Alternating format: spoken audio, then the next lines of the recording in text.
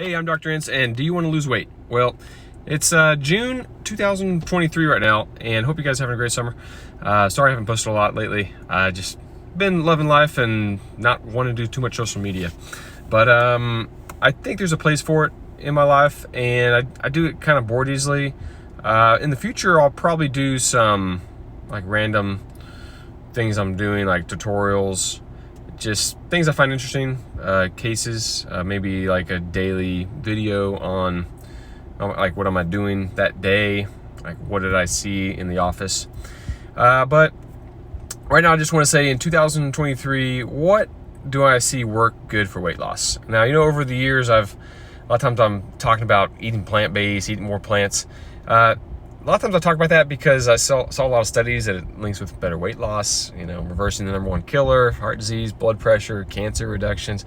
And I got basically pretty excited about that. Lost some weight myself, eating more plants. But why did that work for me? Well, because I was basically really reducing my meat intake. I've never really completely given up meat. I've had maybe a little bit every day or every few days. Cheese is always hard to avoid, right? But meat and cheese, all of it's pretty calorically dense. And when you break down food into caloric density, it helps you kind of objectify what you're eating, and you can basically, if you're removing the cheese, removing the meat, and you're just left with the vegetables and the beans, legumes, whole grains, the calories are going to be a lot less than when you have the meat and the cheese on there, for example, because it's just additional food.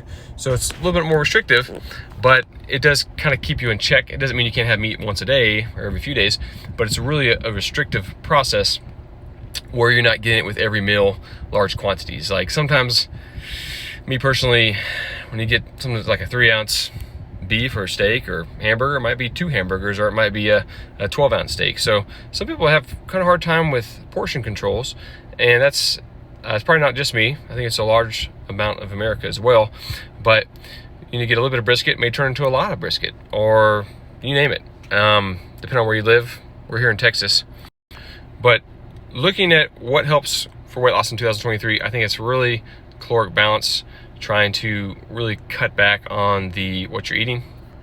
I see portion sizes work for a lot of my patients. I've seen some lose hundreds of pounds, not hundreds, but like 100, by just eating more plants, more vegetarian, more meat limiting, and just changing that framework of how they see food.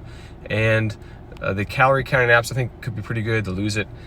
Things like Nutrisystem work because you're on a calorie controlled diet, like a Twinkie diet would work, that type of thing.